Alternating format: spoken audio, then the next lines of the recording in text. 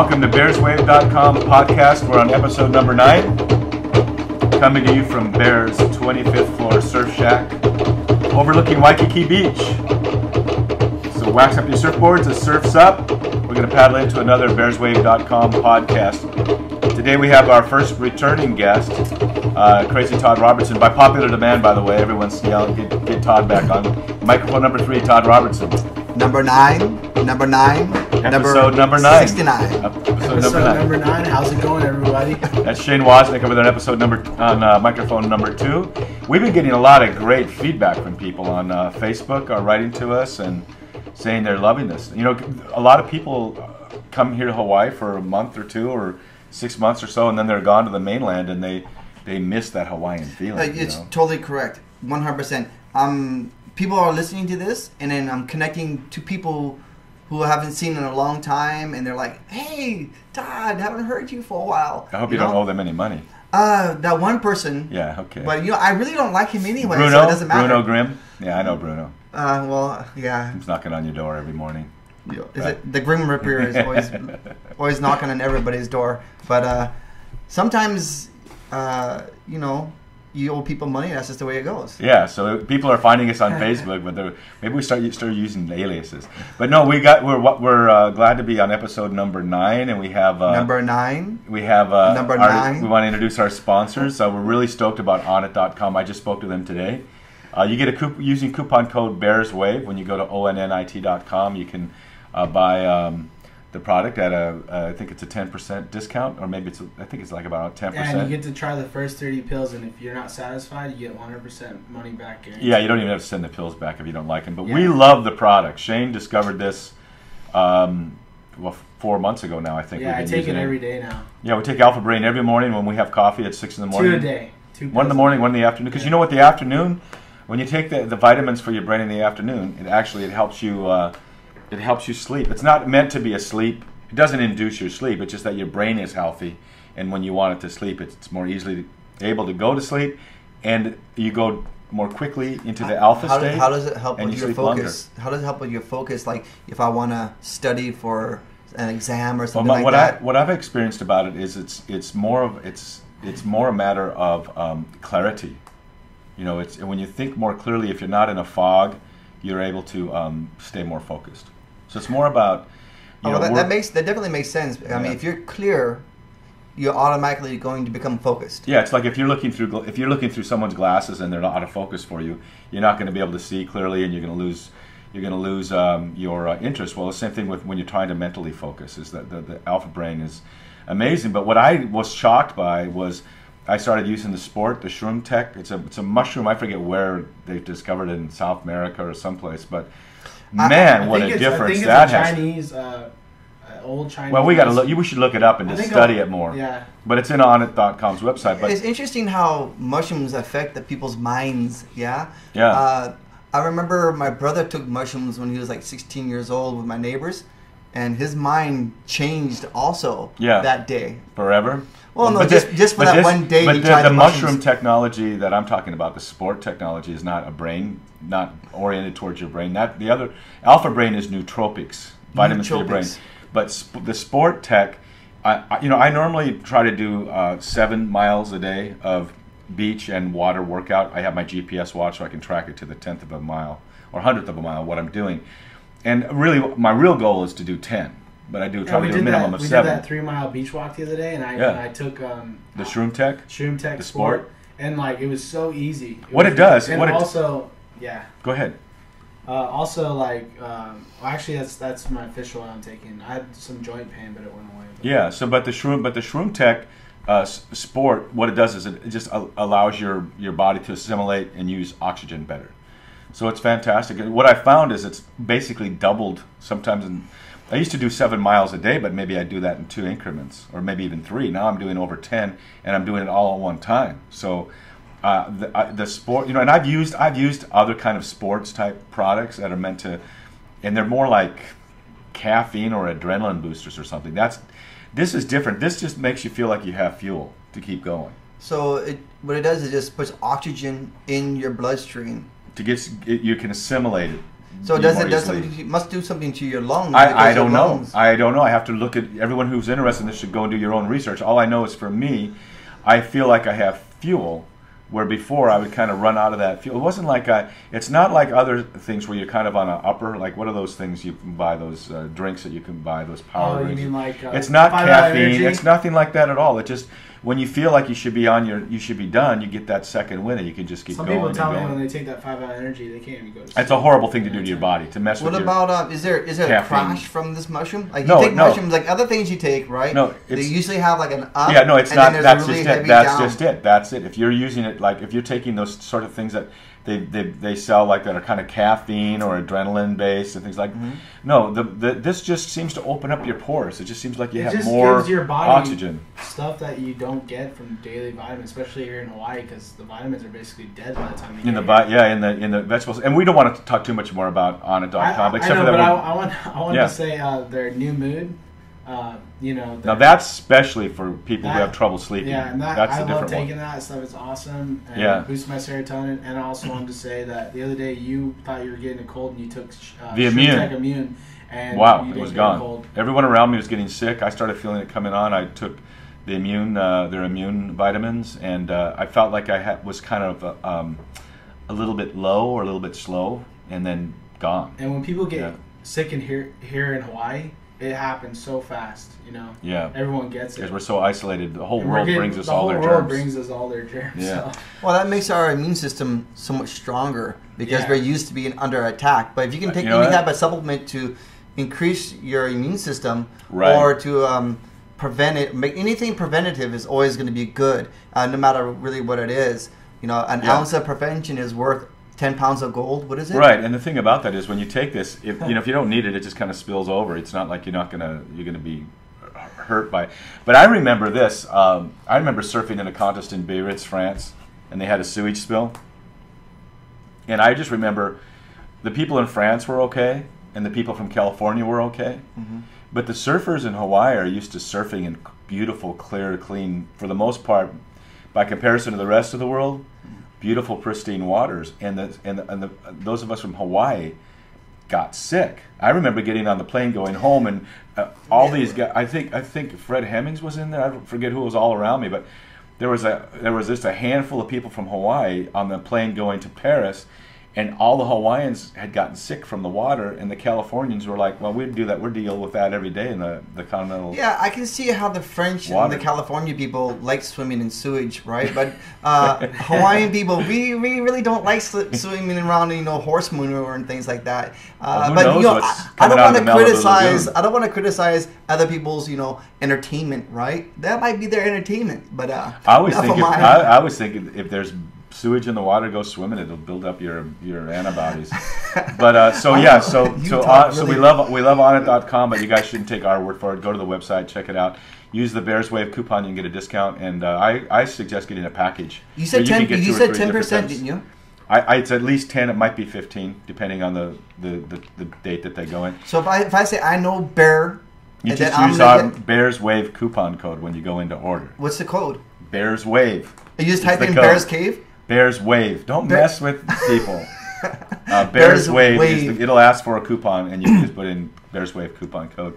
So, we want to thank Onnit.com, and we want to thank Gary at Surf News Network. Hey, he's been promoting my book online now on his website, Oh, awesome. which is a blessing because he gets like 27,000 hits a day on his website, and he had me. I don't know if it's still up there, but he had the Deep in the Wave. Are those carousel. individual hits or just like repetitive hits? Because sometimes one guy will get on there and he'll look like 3 or 4 different things within the I site. think it's first visit. It's not first. He goes on, and that's a hit. If he goes Yes. to other pages, that's a different when I say thing. hits, I mean visits. Visits. I don't know how many pages each Yeah, person visits. if you look at your own videos on YouTube, speaking of hits, Yeah. you only get 1 hit per your own video. Yeah, on YouTube. Different on Google websites. So people think that you could just go back and give And yourself click on it hits 1,000 hits. times you can't. Unless No. you had like 1,000 computers, sure. No, but you're getting. Well, actually, I don't know. Maybe if you're using this. It probably has to be from different URLs. I don't know how it works, but I do know repetitively looking at your own video does not rack up the YouTube points. I mean, that'd be no way of doing it anyways. Right? So I heard that your podcast has been going viral. yeah. It's been going totally viral. What are your friends saying about it? Everyone's talking about it, thinking it's really cool. and people just like basically asking me to talk to you about them getting inside of here and talking on the podcast. Great. But, you know, it'd be great if, you know, you get more interesting people. Well, I know we're stuck with Todd today. Maybe next time we'll get more interesting people. Well, what we found is it is all about the guests. And we have had some great guests. Typically, that's the podcast is about the guests. Right. Right? Because, you know, of course, you say you had somebody like a Howard Stern or something like that, where people just come in here and just listen to that shock jock type of personality, right? Yeah. And he can hold somebody for 90 minutes. But, you know, like a typical average human being like the rest of us are, you want to have somebody on with a little bit of personality, and each time they listen to your podcast, it's going to be a different story or a different type of context. There's a lot of interesting people, but don't have the ability to really communicate. So it's really about having the right guest. And we're very honored that you're back. People loved our podcast with you. Yeah, I'm so stoked to be back here and just to talk story. Pretty fun. So I guess did you hear the vicious rumor about who I got to tandem surf with last week? I didn't get, who is this? Well, one of the people that I tandem surf with is a top secret, and I cannot disclose it. Wait, can I guess? Because she's too good. She's I can't guess. Way too good. Let me guess. Okay. Well, you know, because I probably told you. Oscar Del Dovis. No, I got to tandem surf with one of the Detroit Pistons cheerleaders, and she was on the podcast. She and her husband Curtis were on our last podcast. Well, you I don't know, Bear. So for some reason, a lot of things just fall right into your lap. Well, let's talk about things about falling into our lap. Did you see we just got to see the Fuel TV Clean Break trailer, the rough cut of their trailer. Looks unbelievable. Yeah, Todd will of course be the star of that show. It's so amazing how they can just make that video. But that just kind of happened too. I mean, I met with the producer in California 4 years ago, and we talked story. Next thing you know, he's out here, and we're doing these really cool episodes. You know, they were just here, and they just made that video. They're awesome. Yeah, so we made Todd a rock and roll star. Speaking of things just kind of happening. It's kind of funny. Yeah, Bear calls me up. Hey, Todd. I go, what's up? Can you help out with my friend from, what do you call it, Schick? Or I don't know what it is. Well, Schick is the Schick H2O. Okay, those people, Shaver right? is the sponsor. A what? They're the sponsor. And before I found that out about 4 months ago, this is not normally things I do. You might think I'm weird, but I researched on the internet and tried to find the best possible shaver. Why? Because I just thought, why not have the best? Because what you've been using your whole life, you've been working your whole life. On the islands too, you know, you find there isn't a lot of what you want here. You have to, using the internet to buy stuff is just really great because you can get exactly what you want. You don't have to go shopping for it. So I researched and I found the Schick H2O shaver is the one I want, and I went to order it, and they go, they're not even available yet. No, and but how I went would to you back know? order. That's I don't understand. How is it that you would know that's the right I don't one? know. I just because first of all, it's hydro, right? So it's cool. It's got a battery. You can use it in the shower. It's got like 5 million blades on it, and that happens to be the people that are sponsoring this show that they approached me to do. You know, I want to hear a story about shaving. Yeah. Speaking of which, none of us have shaved here this morning. So back in the day. Right? Back before the war. Well, back in the day of the horse and sword. Yes. Right? So that's back in the day before electricity and things like that. People would shave and they would use a razor. It was just a piece of metal, real sharp, and they would scrape off the hair off your face. And they would sharpen it by using the saddle rope, the saddle thing that went underneath. Hide. Yeah, the hide that went underneath. Cow hide of some sort, right? Yeah. And, well, one day I was in Japan land, right? And I wanted to get a shave, and their shavers they have over there are these like like a 1/4 inch wide little shavers, and probably good enough for, I don't know, shaving pubic hair probably. Oh no, not even that. It's for really shaving your face. It's for shaving your face. Maybe the hair in your ear or something. I don't know. Maybe it's not meant for the Anglo-Saxon, right? It's meant for like a little, a little bit more petite man. Yes. Right? Who has kind of like a little bit different from regular people like myself. You consider yourself regular. Well, all the people I know, I'm the most regular I person. want to get I want to hear from everybody out there who listens to this podcast. One response is Todd Robertson regular or not? I'm regular. And I'm not talking about right there. That makes me unregular. Not talking about the amount of fiber you eat every day. The norm to you. Okay, so So there I was. Okay, so what we're talking about shavers in Japan land? Yeah, where so- your wife is from. You're Yeah. visiting there. So I'm actually in her hometown. There's a little Yeah. village in the middle of nowhere, right? It's called Inuyama. Translation: Dog Mountain, right? So I'm looking for some place to shave, and there's a barber right next to our house, right? And I've never had a professional shave before. Oh, I remember you did this. Yeah. What did I do, Barry? I just remember you did this. I Yeah. think I don't know if you Facebooked it or what, but some comment I heard that you had done this. Yeah, so I walk into this place, and there's this relic of a human being standing there, right? And I said, "Ah, you can shave." And he Were has, you looking in the mirror? huh? Oh, that was a That was human the guy. being. Okay, all right. And he's sitting there, and he had a wig on, right? He's a model, right? He's a barber and he's wearing a wig. Yes, he's wearing a wig, and he's has a promotion of himself, right, for advertising wigs, and it's a horrible wig, right? He's like, look at this, I'm a model. I'm like, okay, whatever, dude. So my wife is in there trying to translate that I want to have a shave. So I go sit down, and he's putting a slime on my face and getting, heating up my skin. And I'm looking, and there's like all kinds of pictures of his life story on the wall, right? Ah.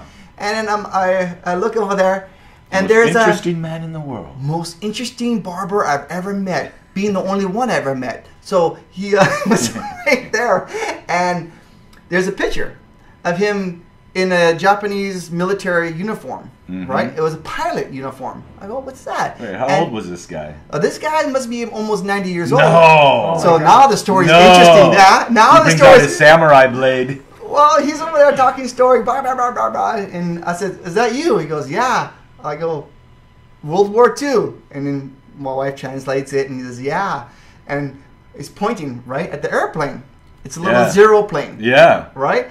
I go, oh my gosh. And I look closer, and he had the little tiny bandana on his head. With the rising sun. Yes, he was a kamikaze pilot. Well, he didn't do it very well. Well, what happened Aren't was... kamikaze pilots supposed to commit Harry with their plane? supposedly, you get one chance. He wasn't very good at it. Well, he get one chance how to can do that? it. How hard can that be? Well, the story goes, he got inside the plane and tried to take off. Yeah. And the plane crashed before he got out of the place, right? Well, he did it. He so crashed. he attempted, yeah, but he didn't get off the landing Should strip. count. He took off and he crashed right there. And do you think it was pilot failure by chance, like purposely crashing? I highly before doubt it takes it. off? This guy was gung-ho. Yeah, well. So anyways, we're sitting there, and I'm like, and he felt bad because he failed his country, right? And he's telling Haruka how he failed his country, how he wished he could have, sacrificed himself for the greater cause, But unfortunately, his so plane couldn't about get 5 takeoff seconds speed. later, he's over there with a razor on my On your neck. throat. And he's trying to give me a shave, and there's this razor there. And he's like, "Oh, I wish I could have taken Killed care more. of this." As he's scraping this razor across my throat, right? I'm like, "Oh my gosh!" Right? And so I'm sitting there talking about how I love Japan and how I want to, the Emperor culture, Hiro, the heroes. Well, Emperor Hirohito, right? Oh, he was a god, you see, right? And I was praising how much of a god he was, right? And how the sun created him directly, right? Well, that's their little philosophy that the sun themselves, right? That's where all their emperors come from the sun. Yes. And so when the guys get the knife to your throat, you will do anything. agree to whatever he says. Comes to basically a wuss. Not really. It's survival of the fittest. That's what they call it. Yeah, survival of the weakest, of the Yeah. most cowardly. Well, we'll try. You want to go? But think about this. So he purposely go? crashes his plane. He didn't purposely. Yeah, crash. No, he did not. he He did not purposely. It crashed. But the thing is the government at the time, right, would take a photograph of you standing next to the plane and send it to your family. To send it to your family. This is the Yeah, last. and so this is the last photograph he was supposed to have. Did you get a picture of you getting shaved? Did he happen to want to take Oh the same yeah, picture? I took some pictures. Did of he me put a rising sun bandana over your forehead? That would have been a good. No, he has a that would've been a warning. what do you call that thing? A rising sun. Rising sun. Toupee. Toupee. Yeah, it had a toupee. The fake wigs that the old people wear. Well, all wigs are fake. Is that what it is? Yeah. Oh, well, okay. So Todd, so you've had a lot of adventures in Japan land, as you call it, since you've been married to Haruka. That was a good one, yeah. But I want to hear about adventures going further back, and I want to get the truth because everybody wants to know.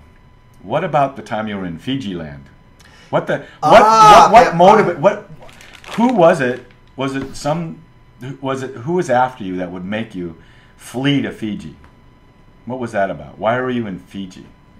What were you running from? I don't think I was. Who were you running from? I wasn't running from anything. There was no blade to your throat at that moment, either. Oh, let me see here. So No, but what happened? You're living on the Big Island, yes, living in the jungle. in the jungle. Yeah, tell me about the lead up to that, to when you left and then went to Fiji land.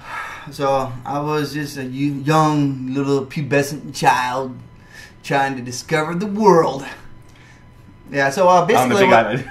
that's not how it works. I don't know. Yeah, you can sort of discover it if you just stay on the Big Island.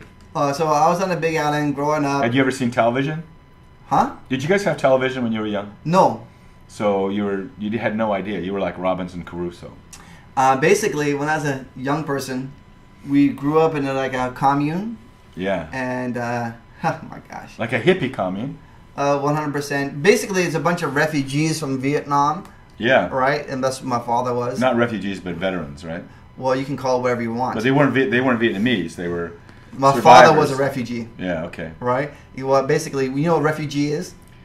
No. Someone who's fleeing. Someone who's fleeing. Yes, that's what my from dad was occupation. doing. He was fleeing from society. Yeah. And he was with a whole bunch of other guys who were doing the exact same thing. Yeah. And they were all refugees. I Yeah. wouldn't call them veterans because they were trying to hide and escape from the rest of the world. Yeah. And they go to the most southern point of the United States of America Right. and dig themselves a hole and sit there. Right in volcano land. Yeah, matter of fact, volcano burnt down my house in 1986, and we had to move to the big city after that.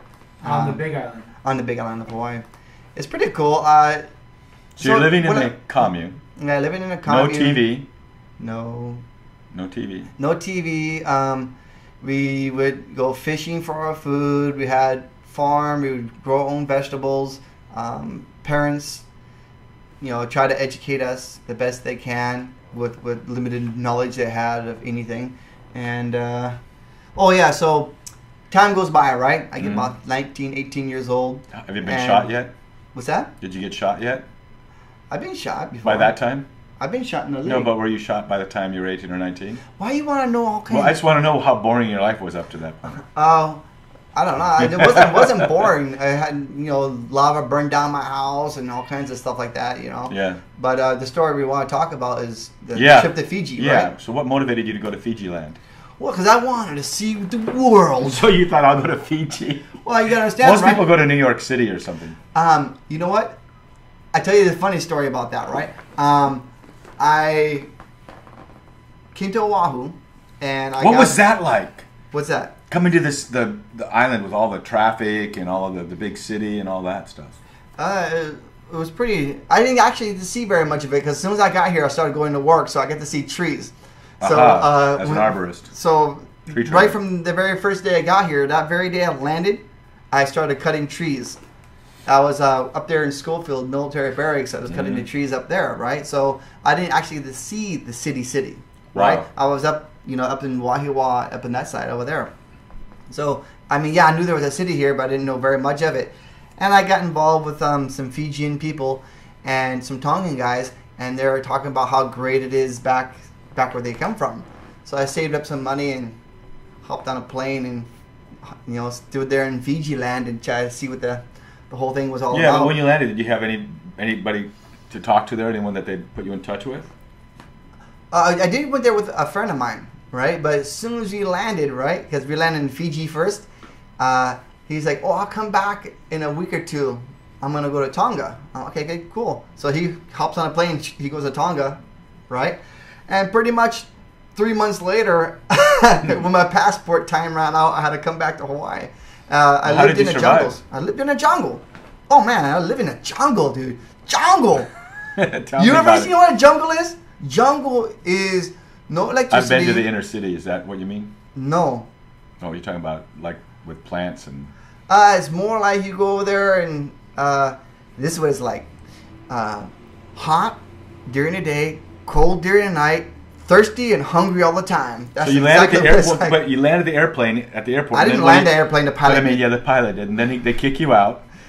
You were probably like hanging on to the outside. You probably thought you could do that like people get on a train. Well, how as soon as I land you there. land there, and then what happens? You got a place to stay that night, or what? Oh yeah, when I got there, I landed in a place called Suva. Okay. And then I stayed there for like a couple days. Is that the cruising capital around. city? What is the? Is that the rainy side? Suva is the capital. Nandi is another. Is where another. That's two known- big towns over there. Suva and Nandi. Suva is known to be kind of the rainy, mosquito kind of side. The right? whole island is rainy and mosquito. Yeah. Yeah, it's a much larger island than the island of Hawaii. It's very, very big Oh, really? and much bigger. Isn't it true when you get stung by a mosquito, you gotta watch out and it might turn into a really bad infection? In Fiji? Well, they have malaria over there, so you can Wow. get malarias, you can get dengue, you can get all Wow. different types Yeah, of thank you. I heard that. Yeah. and all different types. But that's not what you're really worried about. You're more worried about getting gonorrhea or something like that because How could you get that? Wow. huh? How could you get that? No, because so many guns over there. Really? There's a lot of guns, huh? Yeah, you gonorrhea, dude. Come on. What are you Come talking on, about? dude. Okay, so now Is there a lot of like gang fights, like shootings? No, and stuff, or- interesting about it. While I was over there, their general Rambuka overthrew the government and threw all the Indians who were running the government at the time into Yeah. prison. Okay. There was an election over there, and the Fijians don't really go out and vote, but the native, the Indian people, they do vote. Long time ago, the Indians migrated to Fiji, so there's a lot of Indian, not American Indian, but Indian people. And so they're over there, and they're kind of... You mean from India? No, Pakistan. Yeah, but like yeah. So those Indians, right? The dot kind, Right. the little dot going Hare Krishna, Hindu. those ones, right? Those Indians are there. Well, when it came time for the elections, the Fijians didn't vote. All the Indians went out and voted. Right. And then they elected for the prime minister an Indian dude. Yeah. Right? Fiji, And well, yeah. first thing he wants to do is change the constitution to where Indians can own property. Mm-hmm. All right. Well, Rambuka didn't like that idea because he realizes that the native people, they cannot afford to buy the lands, right? But no, at the moment they cannot afford, right? Mhm. And he knew if that happens, they're gonna be robbed. Mm-hmm. And so he walked in there and took the prime minister, threw him in prison, took all the people of the academy, who were in charge, running the government, threw them all in prison, and he elected his own. This guys was your around. big chance. You could have been the Parker of I Fiji. didn't want nothing to do with those people. So what did you do? Yeah. So you land. You're staying in a hotel or at someone's house, or what? No, well, I land. I go stay at the hotel, right? And then all this stuff starts happening, right? I'm like, wow, I'm gonna go into the jungle, Right. So literally, Where you feel at home. when you walk down the street and you see guys carrying machine guns and throwing people into prison and closing shops down, right? Wow. You don't want to be anywhere near this. You want to get the hell away and go into the jungle and bury yourself because you don't want to get, involved in that type of political uprising. When you were in Nepal, Shane, when you were in Thailand, you had something. No, not Thailand. When you were in Kathmandu, Shane, you had something similar, right? Yeah, Kathmandu's like always, or Nepal has always been under conflict, like a lot. But when you were there, people were following. You had people following. Well, their you. government was they took the king out of power. Yeah. And they were trying to decide what they should do with the government, and a lot of people were for communism, and then other people were for what is it? Democracy or something. Yeah. And What is it? That's a good question. Yeah, what is it? What is democracy? No, it's just it was like that, and It was dangerous, actually. You were under. I mean, like I would walk down the street and like a rolling tire on fire would be rolling down the street Yeah. with people behind it, like pushing it along, and Trying to burn something down. It was intense. It was like going to a war zone. I mean, you woke up with an elephant charging through a bedroom next door to you too, didn't you? Yeah. Yeah. So what was worse?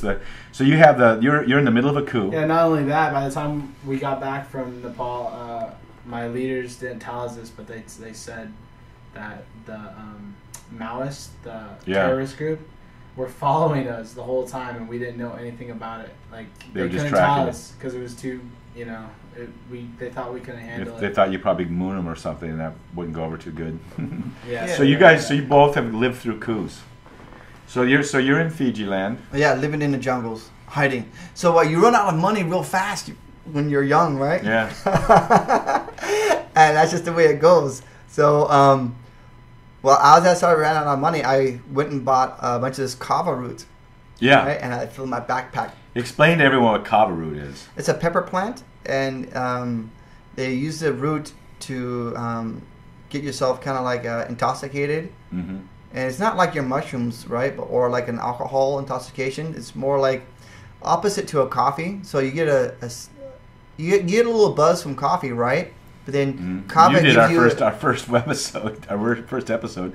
You were having your late afternoon coffee. That was crazy. Floating away, yeah. So it's something like that, right? But it's an opposite direction. So instead of being up and moving fast from coffee, you kind of slow things down and you become a little bit more mellow. And it's totally legal here in Hawaii. You can get it at some of the restaurants and stuff. Yeah, it's a legal drink. Really, what I've had it looks like dirty water in a bucket. Basically, it's from the root, and the water looks kind of dirty. It tastes horrible. Very much like tea. Makes your mouth go numb. Tea and coffee looks just as muddy. I guess so, huh? Yeah, take a look next time you drink a cup of coffee. Look and see how dark and nasty that thing looks. Yeah. So I mean. But this tastes kind of like earthy. Oh, it tastes like the earth. Yeah. And they call it grog over there. Oh, they do. They call it grog. For me, it just made my mouth go kind of numb. You didn't consume enough. But so that taste that you had in your tongue is a numbing taste, right? If you drink enough of it, your brain becomes just as numb as your tongue. Oh, okay. I don't like doing that to my brain. Sometimes some people's brains need to become numb. Yeah. Just because. Numbskulls, right? No. Say like, I drink it if I'm been like. But you don't drink beer. You don't smoke weed. You don't do drugs. You don't think. But you like the kava root a little bit. Yeah, I don't drink it as much as I used to. Probably within the past year, I've had 4 cups. Yeah. So it's not like, Todd's out there pounding down the kava, right? Basically, I was selling kava, going from village to village to kind of like trade for a place to stay. So you would go dig up kava root, bring it into the village. Yeah.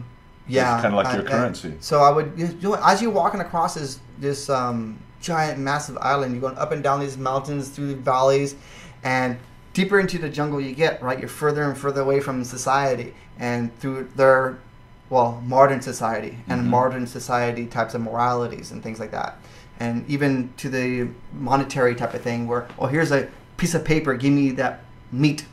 Well, guess what? When you go deep into the jungle where you're 4, 5, 6 days, maybe 10 days away from a city, right, and you walk to a guy and he's eating some goat or whatever, and hey, let me give you this piece of paper for some of that goat meat over there. He's going to laugh at you. He's going to say, is that some kind of toilet paper? What the heck is that? I don't know what that is. Or there's no value to it. Did you get married a lot of times when you were there? Did I get what? Did you meet any kings and then you fell in love and then you got married? A king? That's I would the way never it is marry in the movies. In the movies. Huh? The king gets I see what you're talking about. Yeah. Oh my goodness. Believe it or not, for some reason, when you're walking through the jungles and you're deep and far away and they haven't seen, literally, no holly. They haven't seen a white person. No white meat. In some of those villages, they haven't seen one for 10 years. Yeah. Right? You walk inside there and you have all these Fijian women running around and all they've ever experienced was another Fijian man. And all of a sudden you're some white dude standing there. They want to experience that too. And I never noticed any sexual inhibitions to any of the women over there. I see a lot of it here in America. There's a lot of sexual inhibitions here in America on many, many things. I guess that's why porn is so popular. But there's no problem with those women over there. It's beautiful. I like it. But let's go to a different type of subject. Okay, so how did you get out of there? Probably listen to how did you get out of there? How did I get out of it? So you kind of survived by selling kava root and trading food. Yeah. I'd barter because then it just worked better, you know. And so I barter from village to village to village, and sometimes I would work the farms, and each village would have their farms, right? And then you'd walk up to the village and say, "Hello, my name's Todd. I want to stay here for a couple nights." And then he says, "Okay, come here." And you wake up the next day, you go work the farm, and then they feed you a little bit, or you give some kava root to the chief of the village. And when they say chief of the village, he is the law. Right. And it's strange because you think that here in America we're pretty much uniform. Where if I jaywalk in Honolulu, Hawaii, I can get a citation. If I jaywalk in New York City, I'll get that same exact citation. So you have pretty much an even balanced system of checks and balances, right? The same everywhere you go in the United States of America. Well, it should be. But in the jungles of Fiji, right, you'll notice each village will have a little bit of variation on each one of their little rules and stuff like that. That must be intense then. So like every time you get, I mean like it can be if you're going to each village, you don't know what the rules are. I mean like when I was in Nepal, the rules are different. Like you can't show your feet or whatever in certain areas, or I forgot some of them, but you know what I mean. Like they're totally different in each area. Oh yeah. So you don't know if you're offending anyone, So you learn to be really slow and methodical in everything that you do, right? Like if you were to, if you're drinking kava in front of people, right? You wait until somebody offers you some. You just don't go immediately, give me some of that and start drinking. Or give me that food, I'm going to start eating. Or I'm going to go over here and do that, I'm going to go do that. You wait and let somebody offer, and then you'll go from there. And it's just pretty cool, One of the things is when you in the deep jungle, there are no showers. Yeah, there is no shower, and so there's one village. Well, and a lot of humidity. A lot of humidity, and bugs. So you go down to the river to go bathe yourself, right? Mm-hmm. Man, just like National Geographic, man. I get down to the river, and there's this whole family bathing themselves in the... They're all naked. Buck naked, right? And then, so you have to bathe yourself too, right? But you're a little bit humble, so you have your shorts on, right? You go over there bathing, and they're like pointing at you, like, what's wrong with this guy? He's not bathing himself with his clothes on, taking a bath. What the heck's this guy's problem? And it's just a very, very National Geographic type of thing. Those magazines, right? That's pretty much exactly the way it is. Mm-hmm. Felt like you should have took some pictures or something for National Geographic while you're there. I had some photographs of back in the day when I was in the jungle. Speaking of which, you got to make sure and give me some. Did you bring in pictures for Peter Isaacson for Clean Break? Did you bring us pictures? Did you gel? Wait a minute. Yeah. Let me look inside his bag over here. Well. Yeah, Peter Isaacson wants pictures of you. I'm looking for the promo on the. Don't let us forget today to do that. But you were in Fiji for a few months, and then what kind of 3 months? How did you get back to the? You had a return ticket, and you had a showed return up at the ticket. airport and so that's funny, bullets. right? So I go back to where the airport is. Sounds like my time's running out. Stone or something. Yeah. Mm-hmm. Oh, dude, I got food poisoning first time in my life over there. Whoa. And if you're like young, you get food poisoning, you've never really been sick your whole life, you never even had a hangover your whole entire life, and all of a sudden, bam, you get food poisoning. I ate some bad fish or something, right? And man, if you get food poisoning, you feel like you're gonna die. Yeah. So I get all nauseous, and I gotta go to a hospital, right? But there is no hospital. Yeah. Right? You're in the jungle. Yeah. And then I'm like there sweating, and you don't know whether at the same time, you don't know that's food poisoning. Right. Because it could be malaria. Right. It could be all different types of things. You have no idea. Yeah. And you don't know anybody.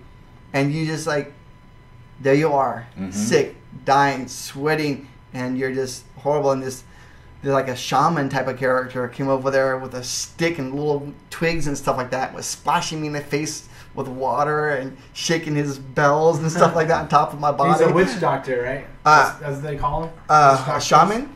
Yeah, like a witch doctor, yeah. Yeah, so he's doing all this weird stuff like that on top of my body, and I'm buck naked, right?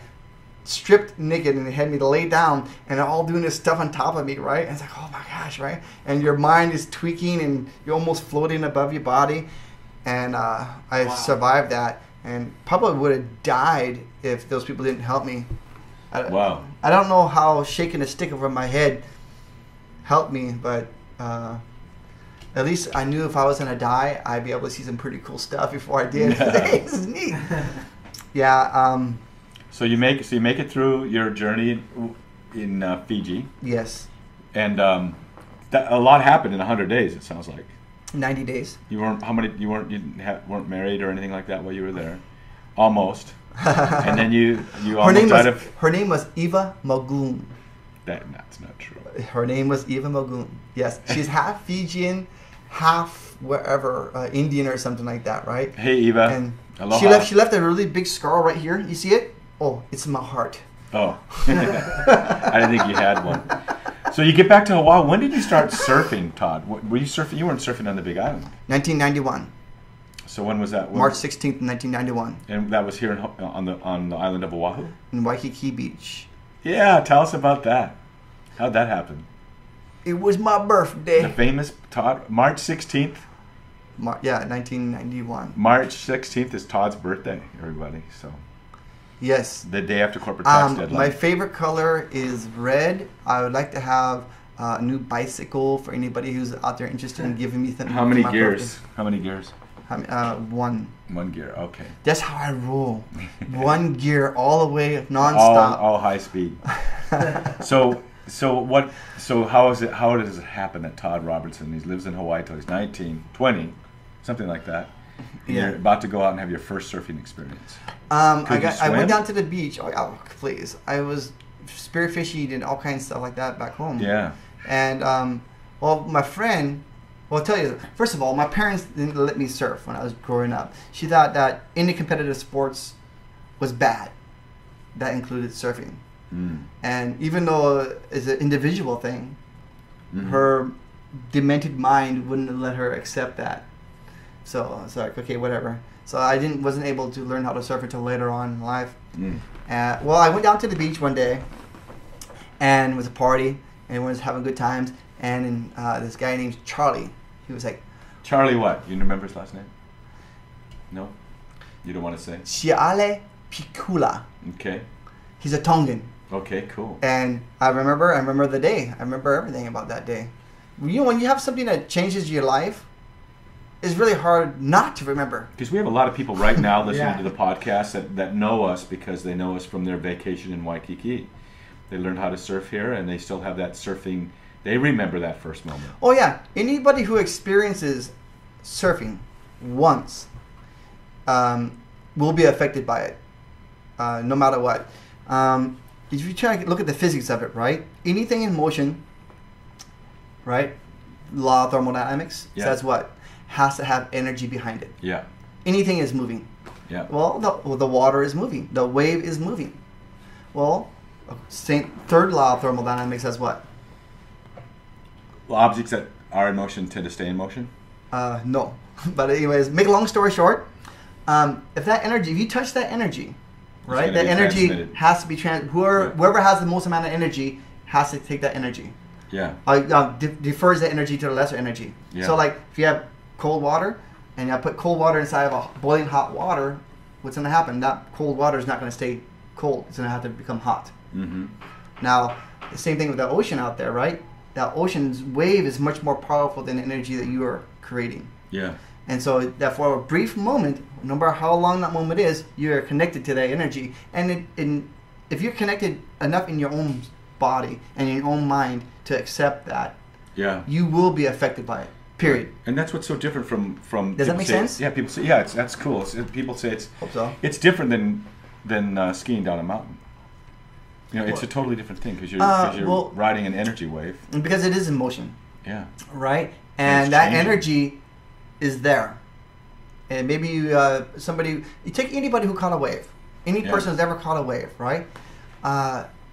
If they're aware of catching it, especially if they're aware, I mean, there are some people caught waves who never even... Sometimes the waves catch them. Yeah. Yeah. And it just changes you subtly deep inside of you somewhere. It does. And it's a beautiful thing, and you'll never experience that again. That first time. Well, but you never experience that until you go out there and you surf another way. But that's why I love surfing in Waikiki so much, because the other day I was tandem surfing with that cheerleader from the Detroit Pistons, Pamela Anderson. Maria. Yeah. And as we were kicking out of a wave, about to come out, we heard this yoo-hoo. Someone's like, yeah, oh my gosh, wow, I can't believe this. And this girl, I would say about 17 or 18, is surfing a wave, you know, like about a 1 foot size, small kind wave, and she's just screaming, and then she gets at the end and she jumps off the board and she comes up just joyful, just screaming, just saying, and looking at us, that was my third wave I ever caught in my whole life. That was amazing. You know, it was all she could think about, and she was just so joyful, and I get to see that every day. That moment someone first experiences riding a wave.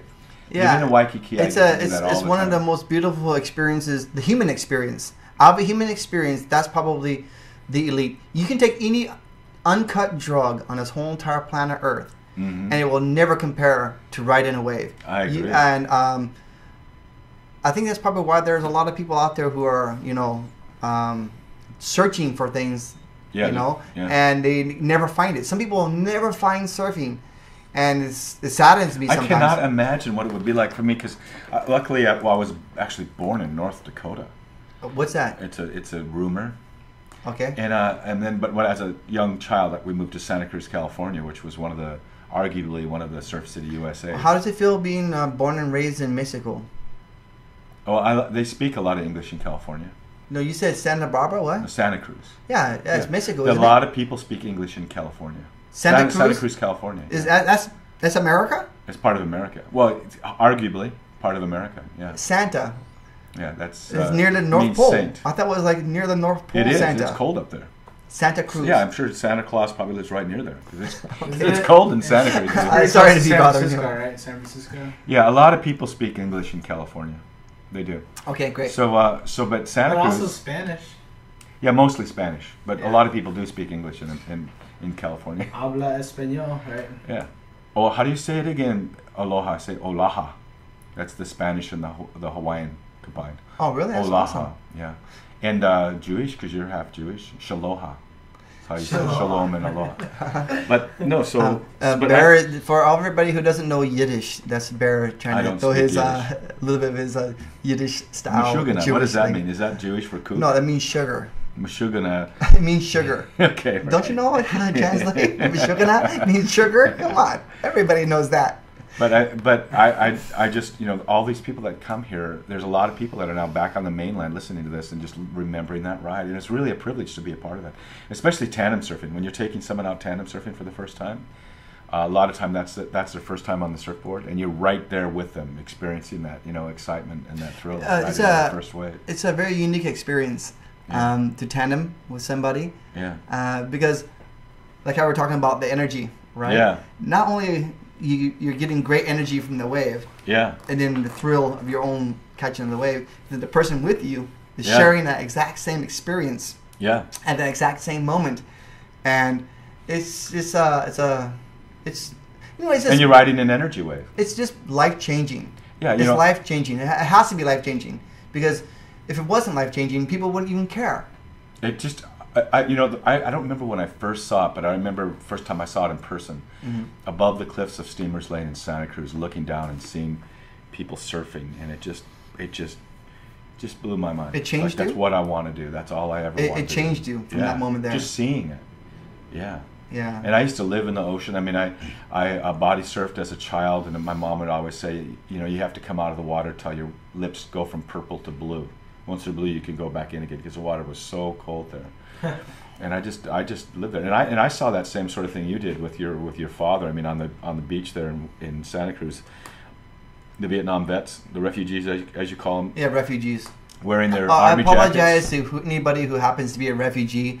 But I mean, they did have that 1,000-yard stare though, and they'd be on the beach in Rio Del Mar and La Selva Beach, and down there where I'd have to sneak down on my Stingray bicycle, go down to the beach, which was about 7 miles away, and sometimes borrow one of their boards. But they would be having their olive-colored army jackets, embroidered with flowers, and sitting around a fire, playing guitar, singing Little Crosby, Stills and Nash, and they would be and out surfing, and that surfing is, I think, what brought healing to so many of them, And my parents were like, "Oh, we don't want you to surf. It's like it's a bad crowd."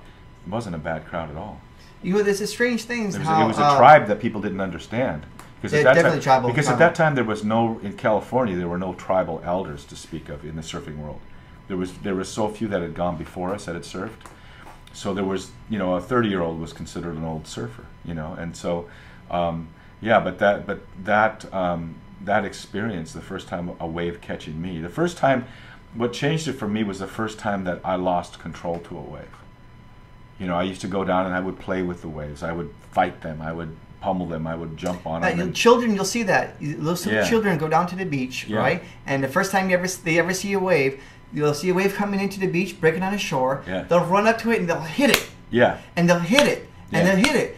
And after a little while, they realize, wait a second, why am I fighting this? Right. And then they start to ride it up and down the beach. Exactly right. And then That's exactly it doesn't take very long for them to realize it, that fighting is wrong. Yeah. And I wish and you're the not rest of the win. world could think that way. And you're not going to win. But I remember the first time I went out, kind of a little bit past the shore break, just a little kid, past where the waves were breaking, and so a bigger wave caught me. And that first moment when I was pummeled, when I was tipped upside down and spinning around, and you know, there's a time when you're riding the wave when you're a little kid and the ground's there, you can reach out with your foot or something, but that time when first time you get tumbled and you're somersaulted and you're no longer in control, and there's a basic point right there of departure where either you love that feeling of not having control and just letting go to the power of the wave, or it freaks you out and that's the end of your surfing career, you know.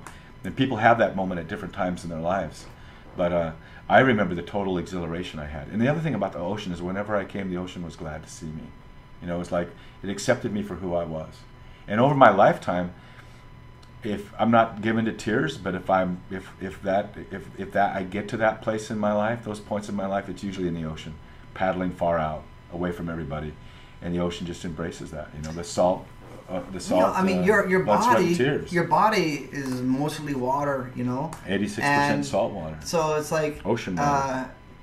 If you can't have a connection to the water, I don't know how you can have a connection to anything. Yeah. Well, you know, it just almost forces you to connect to it. And the thing is, too, is, you know, it's a very sensual thing. I have ADD, ADHD. What's that mean? Well, they say it's like I either hyper focus or I don't focus, and I have a ton of energy. And people with that sometimes like to have, like, I loved football. I love the feeling of contact, just boom, that feeling.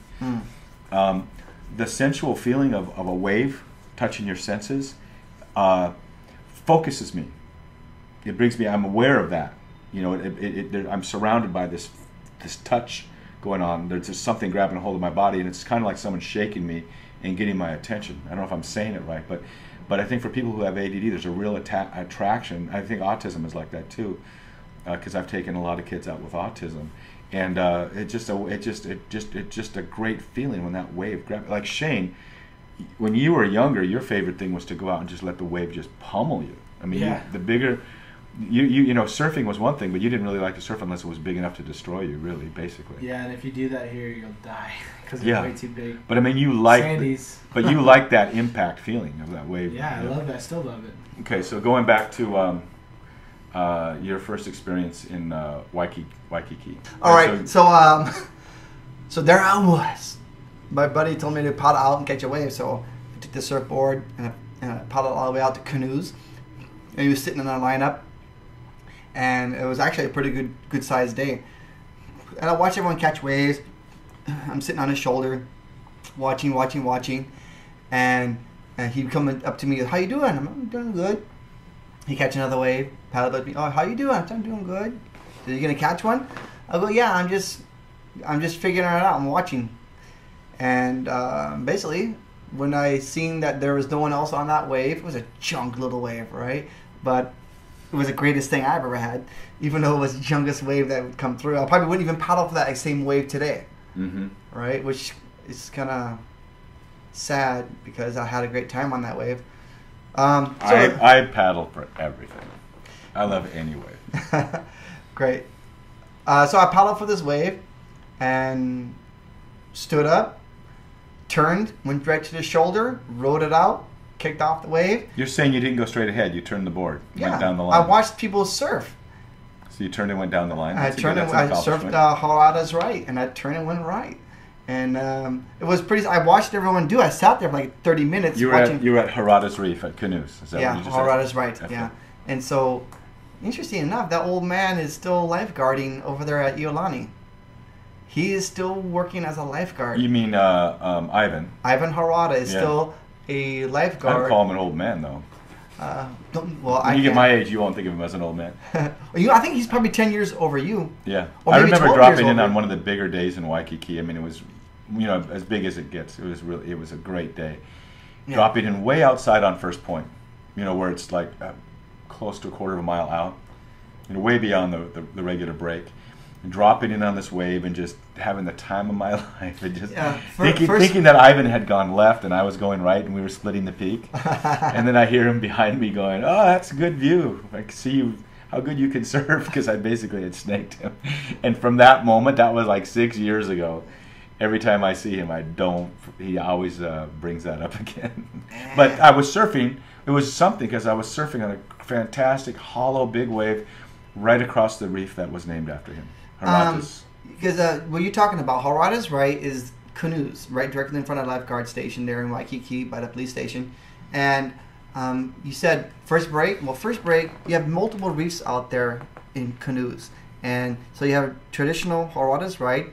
And then you have the very next reef on the outside of it, directly outside of it, another 80 yards from canoes, there'll be, they call that first break. And then there'll be another reef even further out than that. And then there's another reef further out than that. Yeah. Since we have multiple breaks out there, and since this whole entire Waikiki area is inside of a bay, and it's pretty shallow, so you have these deep channels and a shallow break, and then a deep channel again. And so when a larger swell comes in, you'll break at the first break. The wave will break there. So it's still technically canoes, but it's further out. But it's a little bit further out. When you catch it, it's got to be big enough for it to break there, and then it's got to be big enough to hold the break so it doesn't back off. To make it into the from reef to reef all the way to the inside section. And this is what made what's his name, Duke, so famous, because he had ridden a large wave from outside Castles, which is Diamond Head, right? And so from out by Diamond Head all the way to Duke's Canoe Club, and the wave must have been large enough to pass over these deep channels and be able to connect to each and every single reef. And beyond that, Tom Stone, Pohaku Stone, the professor of surfing, told me that back out, it used to be back, that part of Castles is gone. The Castles back in the day, they dynamited. I think they said something for the cruise ships or for some reason, but they dynamited that part of that reef that's way out beyond Diamond Head at the break called Castles. Castles only breaks when it's really big, and when it's breaking, I don't know, it must be a mile out. It's a long ways out, and it shows like a freight train when it starts to feather and the wave starts breaking towards the left. You just see this offshore wind pushing the lip of the wave back like a smoke off an engine. And the wave is very dark colored. But here's the thing about it is that we see pictures of Duke Kahanamoku back in the day in the 1920s or whatever, surfing huge surf in the winter in Waikiki. And what it was like when you surfed the Mokes, we were just talking about the other day, it was a north swell wrapping around that outer reef would catch, which the inside Castles now doesn't break on a north swell, but way out there it was picking up the north swell. So he was surfing on big winter surf off Diamond Head, and that's one of the waves he caught and rode all the way through. The reef has changed quite a bit in all these years. Hotels coming in, the restructuring of the Alawai Canal and things like that. Because used to have the water used to flow out right down there by Queens. No, not by Queens, but right here. What's the name of that street at the very Kapahulu. In a Kapahulu, you can see that there's a little wall there, and under that wall there's a big pipe, and that's where the water used to flow out, and so it would push sands and debris out there. It would replenish our beach. One time I was doing an errand. I was dropping off some material one time. I forgot what it was for, but I met this guy, and he showed a picture, and you know about this. He showed a surf spot, and he said, "See that surf spot?" It was a picture of him surfing in a barrel, and it's on the Big Island. And he said, "That surf spot no longer exists because lava took over the spot." Oh wow. Yeah, that blew crazy. my mind. That blew. I was like, "Whoa, that's literally the Earth took over the spot." Yeah, it does. I mean, there's pretty much everything that you see here on this planet is pretty much temporary. And the rivers here that used to almost be like a swampy area, and it would replenish the sand. Yeah, this whole entire area, all this from your window here, you're looking towards the mountain. For people who don't know, you can see the Alawai, and you have the Alawai golf course there. The whole golf course area, all the way to past Macaulay. Now we're looking back towards the beach. And it was to be taro farms. Right. And so people would be living there, Well, the Duke's family over there by the Hilton lived over there by the Hilton, and I believe they had taro patch. Oh, I wouldn't doubt it. I mean, that's how they would eat. because Right. you need. Back in the day, there was no grocery store. You Rivers had used to to grow flow your own down. food. The rivers would flow down, and they would replenish the sand. But now what's happened is, the beach, the bigger summer surf comes in, takes the sand, takes it out a mile out to sea. What about and so they're pulling, too? replenishing it right now. Do They're piping all the sand back to the beach in Waikiki. And Yeah, they're actually, nearly I like done. the way it looks. They've It looks widened good the beach again. by 40 yards. It looks great. Yeah, and it's all and the sand that's there is not. It's been taken from the ocean. It's not like they're bringing it in by truckload. But that sand back in the day did come from California, did come from Australia, and some of it did come from Molokai. So a lot of that sand that's in Waikiki, what is unique, it's a softer sort of sand than most of the Hawaii sand, and so it floats. Sometimes there's a flowery feeling in the surf when the surf is and big. they got rid of the 2 jetties too. They just took They them knocked out. down the 2 small And jetties that's by the sad big to me statue. because when I used to work at the beach, me and Josh used to run off the right jetty. Yeah, We would run like when it was high tide and just like jump into the surf, and yeah, and also it was like a launching pad to like get ready to get the lessons when they were coming in, yeah. like to grab their boards early and jump off that thing. And Josh would do like a front flip off, and I'd do like a back flip. But that goes to that whole thing about the timelessness of the ocean. The ocean never changes, but the beach does. Yeah. Constantly, the beach is being eroded. Yeah, it's strange how the 2 ocean feet a stays year, the same, right? but everything Yeah. else around it changes. Yeah, yeah. And I think of that as the difference between, are we going to have a life focus that's based on temporal type values or more lasting values? It's so easy to get as a surfer, what is that feeling that you have when I'm having a hectic day, lots of pressure, trying to save a client's house or something, working with corporations, all kinds of pressure, concerns about family matters or whatever. But the minute I get on my surfboard and paddle out, I'm looking, all that's behind me.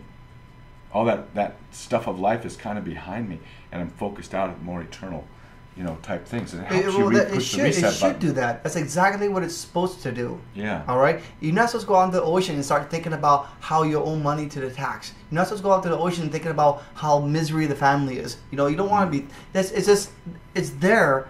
It's like it's there to help you. It's not there to give you a burden. Right. Gravity is pulling down on us right now, and it does not stop. Mm. It never. But you hop in the ocean, you start swimming, and all of a sudden you're lighter.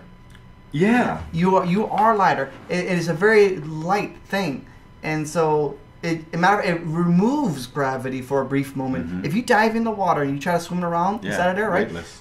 Well, you pretty much all you're feeling is just light. You're feeling light, and Yeah. some people never experience that. And the first Yeah. time they feel that true lightness, right?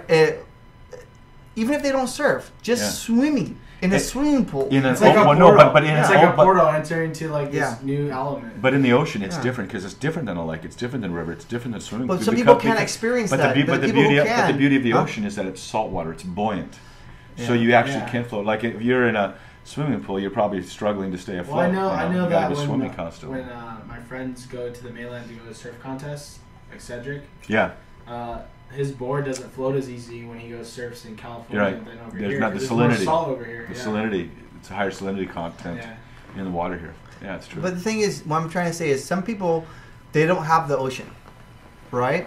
Say some guy right now is living in Johannesburg, Mhm. all right, wherever the hell that place That is. girl that I told you about that was so stoked about Yeah? catching that first wave. She's from South Africa. Okay, so some Johannesburg person is- living way over there, right? Yeah. Or somebody say Nigeria or whatever. Okay, someplace far away from the ocean. Okay, Mhm. now they can still have a similar experience just by hopping in a pool or hopping in a lake. It's not going to be the exact same thing, but still, yeah, they'll be able to get the understanding of it. Mhm. And that's my point. Is you can still have a good time in the water without being on a wave. And hopefully, whoever's listening to this is gonna go home, hop in the bathtub, fill it to the top, and dunk their head in the water, and just try to. Have you ever taken a bath and felt good? Never had a bath. Uh, Yeah, no. Then oh my gosh. yeah, people love the water. Bearer. Okay, so now we're talking about your first wave. So then, Oh, yeah. then your progression from there. So I caught that first You wave. thought, I want to do that again. So there I was. Caught that beautiful wave and kicked out. And, even from the very first time that I caught a wave, I immediately turned to see if somebody had seen it. And luckily my friend had seen that, right? Yeah. And he was like, "Well, next time put you," and he starts instructing me because he didn't even tell me how to catch a wave or anything. But once I caught a wave, he started to instruct me how to put my hand positioning, how to bend my legs correctly, because he told me I looked like Frankenstein. Yeah, my legs were all stiff. I guess I was probably looked like Frankenstein, and before you got in the water, then it changed. Yeah, then pretty much. Yeah, when you caught the wave, you were kind of like all stiff. A lot of people get really stiff. Yeah, sure, you get stiff because it's whenever you're experiencing something new, you kind of like tense up a little bit, right? Yeah.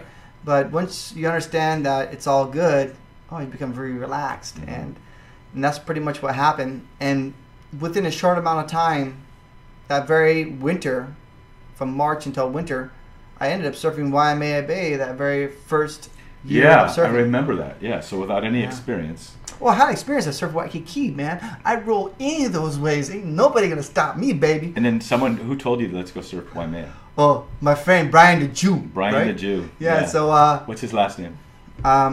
His last name? Yeah, we want to give a shout out to Brian. Okay, Brian Hirov, Pacific Seeds Corporation. He buys and sells seeds at your convenience. So give him a call, Pacific Seeds. All done. Brian Hirov. But he's known as Brian the Jew. Well, I call him Brian the Jew because he was born in Borneo.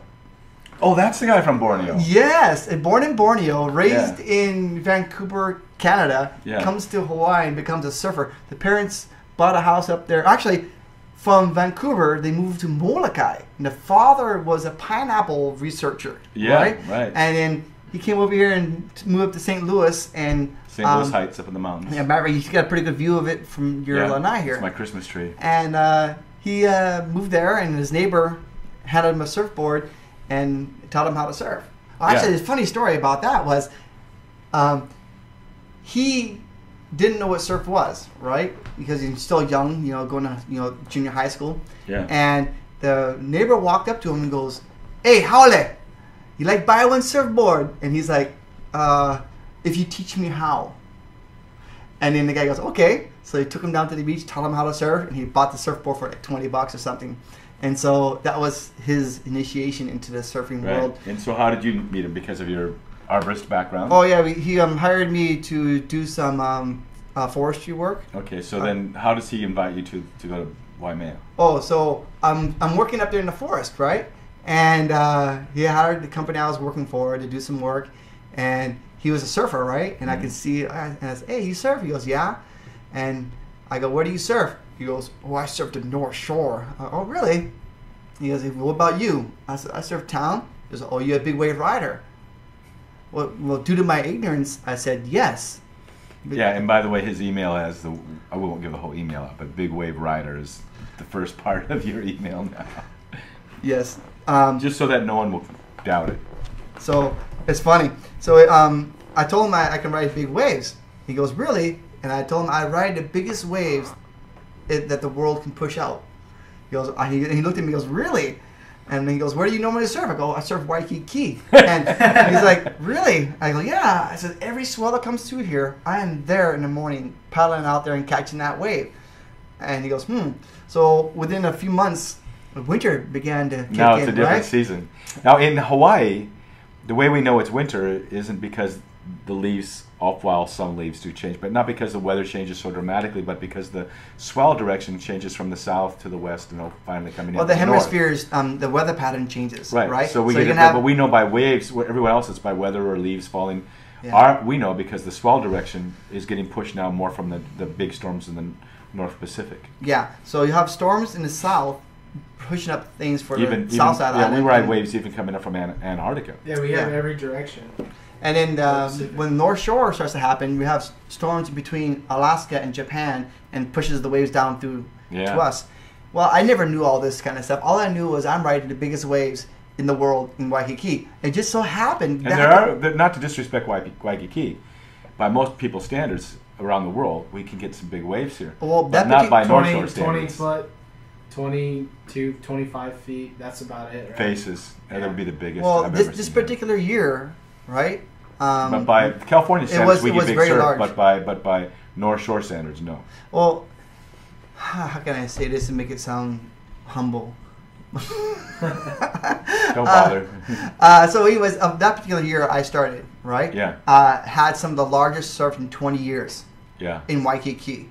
And it can get big. And well, this particular year, I was catching waves, I would say like Hawaiian 12-foot. Yeah, so 24-foot faces. Yeah, we were going out to castles right. and canoes, coming right? through Publix. And queens didn't even exist. It was the way you couldn't even get out. You had to go.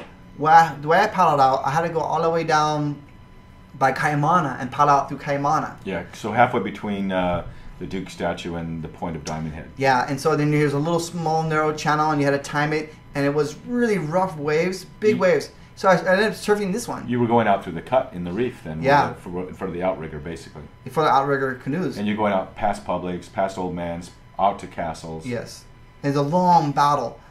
So that's how I learned how to surf. You're half a mile, maybe a half a mile out, a quarter of a mile for sure. Oh, a mile, 1 mile out. Yeah, long ways out. 1 mile, but it's not like 1 mile. Simple moving, right? Yeah, you're having because to get it's through more waves. than 1 mile because you're getting pushed back, going forward again, push back, go and forward then again. And then as you go out, you're paddling to the left towards the peak. Yes, so that's what makes it the mile. It just makes it a long paddle. Yeah. So that's how I learned how to ride big waves when I was my first year. And by anybody else's standards, that's a big wave. Yeah. California, when waves get really big, other than places like Todos Santos or Mavericks and things like that. But most big waves there are in the 12-foot face. Well, Hawaii is unique because we have the reef structure we have over here. We have deep water and it hits a shallow reef. Yeah, so that allows for a larger wave to break. The continental shelf does not slow it down. Yeah. And you're able to get out because there's oftentimes channels between the reefs. Yeah. So you're able to get out. So you're out there riding some of the biggest south swells ever. Yeah. But still, it's nothing to compare with what the North Shore can throw. So my friend goes, "Oh, come meet me." He calls me up, right? Hey, what's up, Brian? He's like, "Oh, come out here to Waimea." I'm like, "Oh, how am I gonna? Because where am I gonna park?" So he told me where I'm gonna park and this and that. So I get over there. I'm looking for him. I don't see him. He's nowhere to be found, right? So I lock up my car and I walk down. I bring my 9.6 longboard, right, a tanker.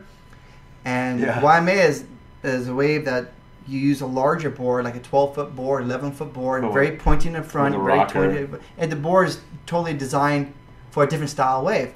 It's designed for only one wave. For Waimea. Yeah. And so I get there with my longboard, and I'm standing on the beach, and the lifeguard comes spinning over there. "Hey, what are you doing?" I'm like, "Oh, I'm gonna go surf," and he's like trying to convince me not to go out and surf. I'm like, well, okay, this is, come on, dude, I can ride this. It's not a big deal. Yeah, it looks so far away, you really don't know how big it is. Well, yeah, I didn't know. When you get out there, it's bigger than it seems. It's bigger and more powerful. As big as it looks, it's bigger. Yeah.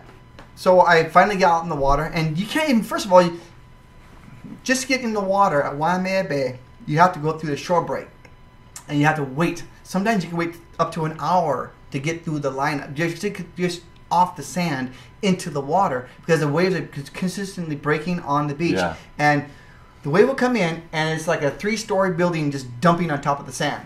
So big wave comes in, dumps. A big wave comes in and dumps. So you had to stand there and wait for a lull. Finally a lull comes in and I paddle out. And you got to get it's only about, to get past the shore break is 100 to 200 yards at the most. Oh no, 100 yards is too much. It's a sprint. It's a sprint. But you got to get out past the shore. Bust your butt and get out there. Then once you're out there, you're in the rip tide and you're in the current. You're okay. All these different elements but are happening. You got to get that first 100 yards is killer. Yeah. You can't enter through the sides. I mean, you have to be way over towards the right side. Yeah. But you may get 99 yards, right? But if you don't get that 100th yard, you're going to get just destroyed. Yeah, break your surfboard, break everything. Yeah. So and the lifeguards just wait until you're basically Todd, around. Can you enter from the sides if you wanted to? Oh, your dad said the right far corner. But that's important. You want to go through. So you can literally go off the freeway and just exit onto it, or do you have to start from the shore? You start from the shore. So you can never. It's too dangerous. No, you'd be going right into the pit. Believe it or not, there are some guys who actually try to do that. Yeah. Right. Eric Haas is one of the people who has the wave knowledge to do something like this, and the nuts to do it. But most of us would rather do it, a little bit of precaution. If you time that wrong, there you're going to be drilled right into the rocks. Or take the jet skis out. Or take jet skis out. Yeah. But you're not taking jet skis from there. You're taking it from Haleiwa, so you're not going through the shore break. Yeah. It's a really unique You got to hang all the way to the right, and if you're successful getting by, then the rip current's just like a ski lift. It's going to take you. It's off river. the lineup. It's a river pushing you straight out the ocean. Yeah, so you don't have to work that hard. And it's deep water, and so that's why it takes a big. When all the other spots on the North Shore are closed out, too big to ride, that's when Waimea starts to be rideable because it's so deep. Oh yeah. So they're talking about what happened. My first experience on the North Shore. Brian is waiting for you out in the lineup, or what? Well, he didn't think I was gonna even show up. Right. So I paddle out to the outside. I'm sitting there in the channel. I'm looking around. Go, man, where's this freaking Jew at? Right? Oh, there he is. Hey, Brian! I'm waving at him, and he looks over at me. And he starts laughing. He says, "Come over here. Come." So I go paddle, and at the time, right? He was very fit. He knew the lineup. He knew all the guys in the water. And he's like, "Oh, come sit next to me." Well, the more experience you get, the deeper typically in the pit you are. The more deeper you sit, you get more. Well, make a long story short, it becomes a very dangerous situation for a guy who's inexperienced at the water. When I first paddled out there, I sat in the channel. I watched like 2 or 3 sets go by. I paddled in for a set and then left to make sure I could still escape. Yeah. And then I went in, and I realized you really can't sit on the shoulder though at Waimea. No. You have to go into the pit. You have to go into to the point. Like how you're saying, you become hyper focused. Yeah. And nothing else matters. When you are paddling for that wave, yeah. Only thing that matters at that moment. You're not thinking of anything else. Yeah. There's pretty much. So you were out there. Did you have some close calls where you had to paddle out when the first sets came through, or did you turn? Oh no, because I had complete trust in my friend, right? Yeah. And so, as a good friend, he'll tell me which way to paddle for. Yeah, and for anybody else who's listening to this, do not paddle for the wave that your friends choose for you. Better you choose your own wave. Yeah, that is true. Because typically, your friends have seen thousands of people ride waves, right? But what's the most memorable ones? The most memorable ones are the wipeouts. So you want to see your friend wipe out, right? So you will select a wave that you're pretty much sure he won't get killed on, but he guarantees he's gonna wipe out on, right? And so that's what he was trying to do to me. But my ignorance didn't see that. And a wave came in, he picked one out for me. And Waimea Bay was pretty much at the time had a lot of good guys out there and a pretty friendly crowd. My experience out there's always been like that. Yeah, it's just one of those waves. Which, even just watching it. If you're respecting everybody else, of course. So I paddled with my 9.6 longboard, right? Yeah. And no rocker. Yeah, just a straight square plank. tail. Yeah, and I made my drop, made my turn, drove down the line, kicked out, and it was like the first legitimate Hawaiian 15-foot wave. So on a that longboard. means how big? But most people think about the front of the wave. How big it would be? Oh, it was probably a 30-foot face. Yeah. From the top to the top. I know the first time I thought I'd surf big waves, but the first time I went out to Waimea, those are mountains. Those are not. That's a different thing. That's a different thing completely than a regular wave. That's more like a mountain rolling by. You feel the immensity of it and the power of it. And the thing about it is when you're right in the channel, right next to it, yeah, this monster wave can be just 20 feet away from you. You know where it's breaking, and it's rolling by you. Totally safe. It's one of the most unique waves in the world, where basically, the state of Hawaii had created a park there, put a parking lot in the middle of the place. You can park your car, get out of your car, walk down the beach, and anybody can just walk and paddle out there, turn around, and catch one of the largest waves in the world. But you see that too. You see that a lot where people think they can just do that. And I'm a believer that anybody can. Yeah, but you see people getting into trouble fast who really don't want to. It's almost like they want to say they paddled out there. They want to say that they paddled out at Waimea, but they're not really sure they want that wave. And then I've seen them kind of they'll kind of drift into to the right, towards the shore. On their way in, they get kind of when you come in, you got to hug that left side too. On your way in, you got to hug toward the side towards where the church is. Yeah. But they'll get lazy. They won't catch a wave, so now they're swimming in kind of against the rip. And next thing you know, they're floating to the right over towards the lifeguard tower. Yeah, then they get in serious trouble. And that's the trouble. dangers. And the only way you can really save yourself there is to paddle back out to the lineup. And I think that's where I see some of the worst stuff in the world is right there in the impact zone there for the lifeguard tower. Funny, I got a story about a friend of mine.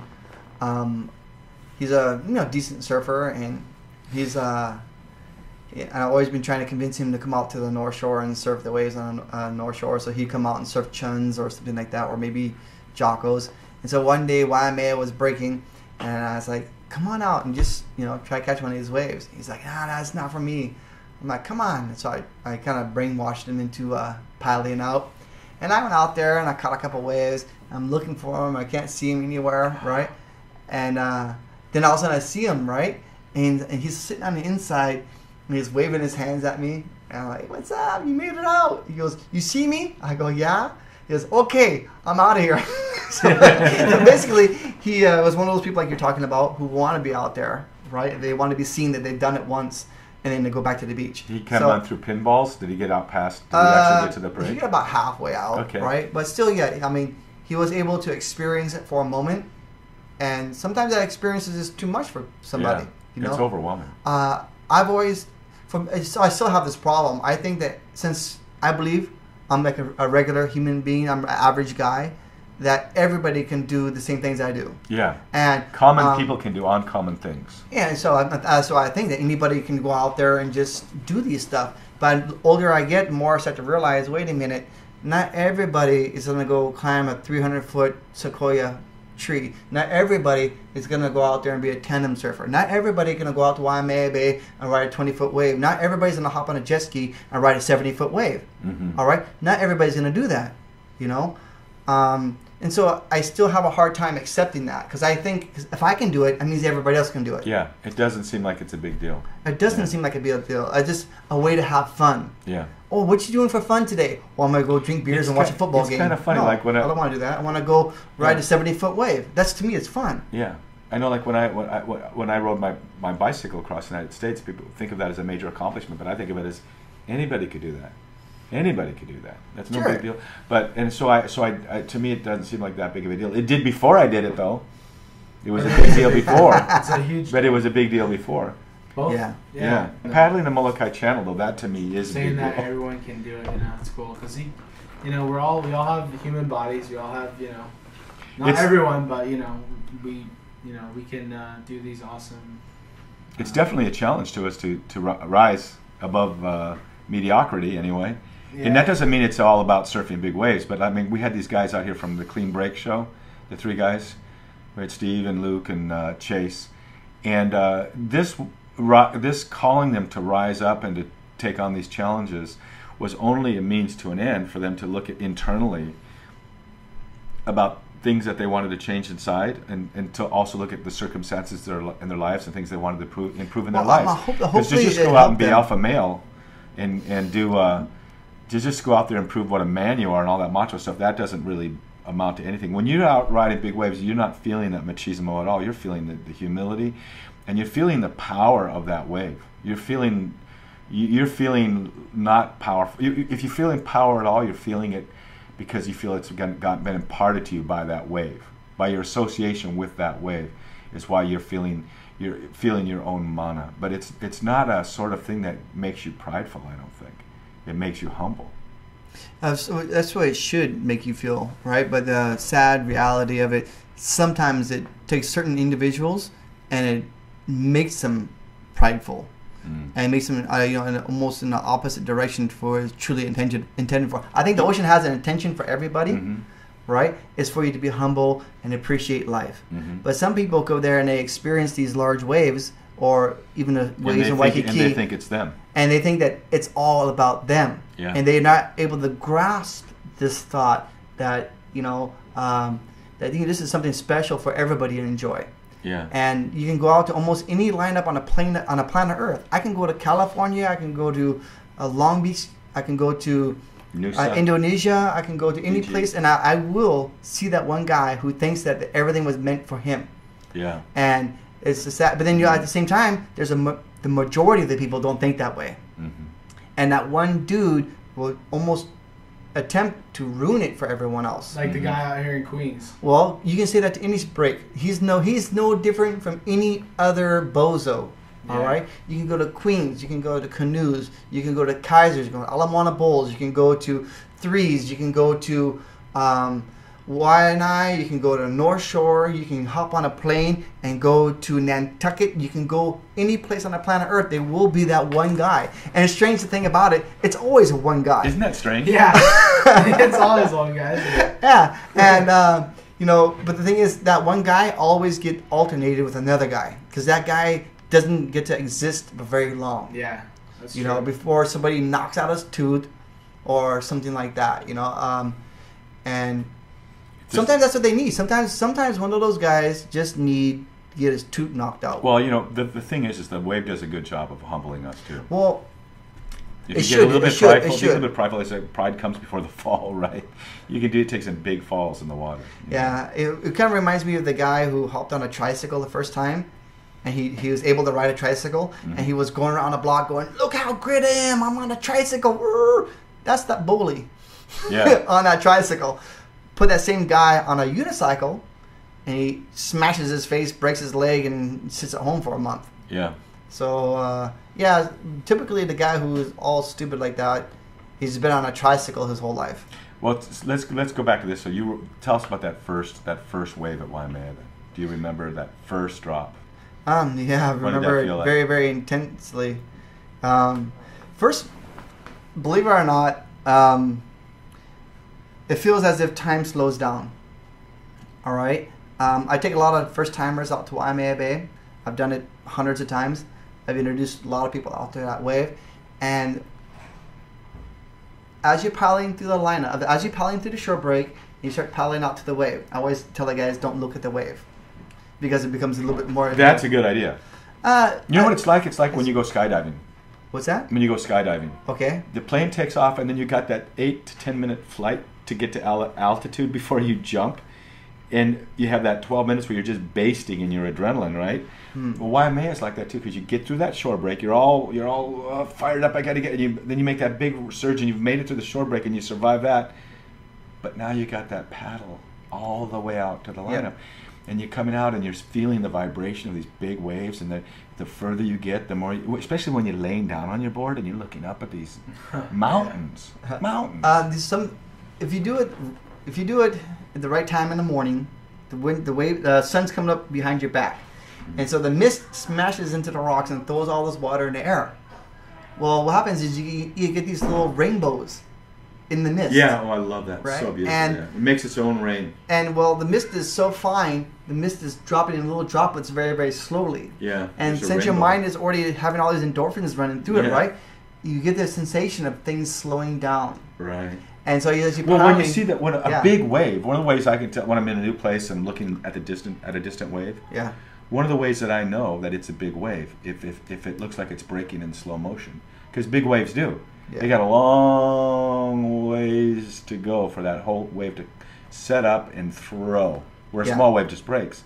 So yeah, there is that feeling, that sensation of slow motion too, because it's just so big. Yeah. So your perspective of time is altered a little bit. And space too, because waves aren't supposed to take up that much space. You know, the whole bay, whole bay shrinks. The scale of all the scale of everything around you is just becomes different. Right. And for some people, most people, it's a really difficult concept to grab. And so that's why I tell them, don't look at the wave. That's a great idea. If you look at the wave, now you're trying to figure out, how am I going to ride this thing? Right. Where am I going to put myself on this? And the closer you get, the bigger it is, and the dimension keeps changing. Yeah, you got to recalculate. Since it's always in constant motion, right? There is no stillness to it. It's always moving here, left, right, up, down, sideways. Rip currents pulling you out. And then there's people in the water talking to you and like that. Yeah. And we're still talking about that first wave, right? Yeah. I'm going through all these emotional roller coaster ride, just getting out to the break. Finally get out to the break and watch my friends and people catch waves and stuff like that. And catch one friend. At the time, I had only one friend out there, right? Yeah. But still, believe it or not, having one friend in the lineup helps with giant waves, right? He has just become more than just a friend. You know, I mean, for real, this is no joke. No, it's true. This guy is like my brother all of a sudden. You know, and it's a great connection that you're gonna get. Well, you have a great connection with Brian even today. You Yeah. do. Yeah. It's kind of like war buddies, like when they're in war together. They foxhole remember buddies. Each other, so, foxhole Yeah. buddies, because it's like you're right there, and you're experiencing a life. We have that same exact experience. Yeah. You know, like the veteran in the war, right? Yeah. You know, he might have seen a lot of battles, and you're fresh to the battle. You are looking for a mentor.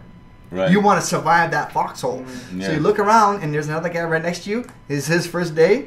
You are not You looking ignore to, him. You're not looking for advice from that dude, man. Like, no way, I'm not gonna listen to you. And you're like, oh, see that guy over there? He's been there for 6-7 months. Even it seems like a short amount of time. That's 6 months in the jungles, getting fired upon, and you survive 6 months. Oh my goodness, you're a god. You are going to do and follow exactly like that guy. So Brian tells you go for this wave.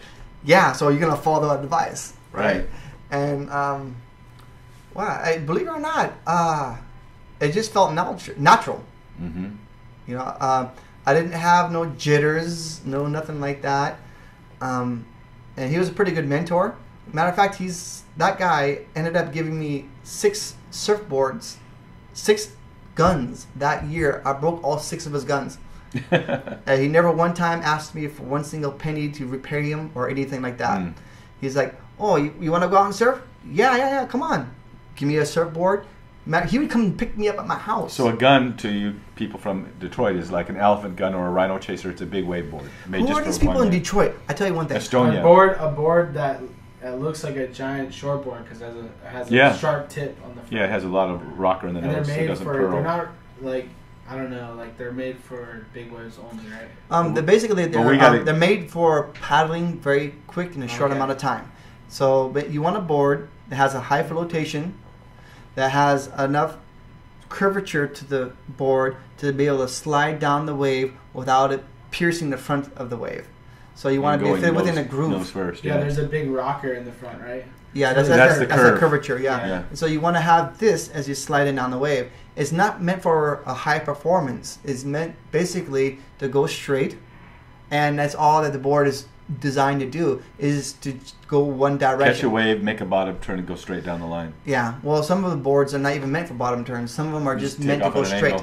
Yeah. Just to go. And some of the better surfers, like Kelly Slater, right? When he got second a couple years ago. You're talking about at the Eddie Aikau? The Eddie Aikau Invitational. They have on the North Shore, the Waimea Bay. Yeah. If you look at the surfboard he's on like a 10-year-old surfboard.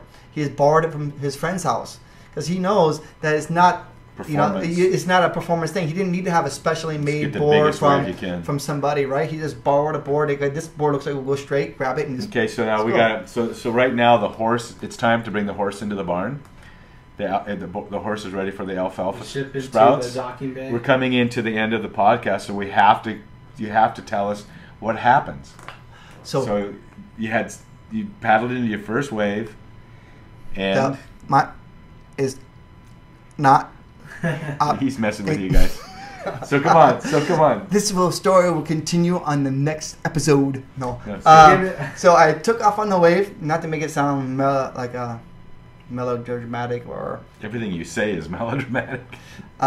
So yeah, I mean, I paddled onto the wave and made my drop, and basically I was looking at my feet most of the time. I looked directly at my feet to make sure my feet were being connected correctly. Yeah. And my feet were on, and I took my hands off the board and stood up and pulled, and I looked towards the channel and just pointed my board. Get to the channel. Just get to the channel. Drive towards the channel. I know that feeling. I felt the wave lifting me, and you were dropping, but you were at the same time being lifted. You're getting higher and higher, even though you're dropping. Yeah, and so I'm waiting for the board. That's what they call it. Dropping Papa Naulu, wave sliding. Yeah. You're not surfing. You're sliding down the wave. Yeah, it's gravity. And so basically, I had to wait for the board to begin to slide. Yeah. And so it started sliding, and once it started to slide, and I rode it out, and I paddled back out to my friend, and I'm screaming at the top of my lungs, and try to guess what I was saying when I screamed. Did you see it? Yeah, did you see it? Yeah. I mean, from the very first wave I ever rode, I said, "Did you see that?" Yeah. Till that day, first time I ever surfed Waimea Bay, I screamed, "Did you see it?" And when you tandem surfed. and believe it or not, because it's such a unique thing. Yeah. You want people to see it. You want people to experience it with you. Yeah, even if they're vicariously it's living not like through that moment. It's not like you're showing off. It's not that at all. It's like, did you see that? Isn't that amazing what I just got to experience? And no one says, did you see me ride that wave? When people commented to you about that wave on the beach, they don't say to you, wow, you really rode that wave great. They say this. They say, that was a great wave. Yeah. They don't comment about the rider. Yeah, they don't say, oh, your hand positioning was great. Oh, the way you held your hand was so awesome. They don't say, Todd, they never say, Todd, the way you rode that wave was awesome. They'll say, that was a great wave. Yeah. They're commenting about the right thing. They're talking about the power of that wave, and you were lucky enough and blessed enough to get to be a part of that. For that one moment in time. Yeah. And so when you go back and, did you see that? Did you see that? It's not about, did you see how great I was? Wasn't that like, can you believe I just got to ride a wave? Even if it's a 1 foot wave. Did you just see me? Did you just see what I got to do? And that was that girl from South Africa. They screaming, and it wasn't like she was showing off. She was just so full of joy, and she wanted everyone else to experience that joy too. Wouldn't you? If you're that happy, wouldn't you want everyone to be able to experience it? Well, the guy who discovered fire the first time. Yeah. All right. Guarantee he wanted to share that experience with every human being. Yeah. Look, I discovered how to make fire. Right. All right. Boom, fire. This is the great thing. And he went around, and then that person learned how to do it. And then that guy, when he showed that, and it caught fire.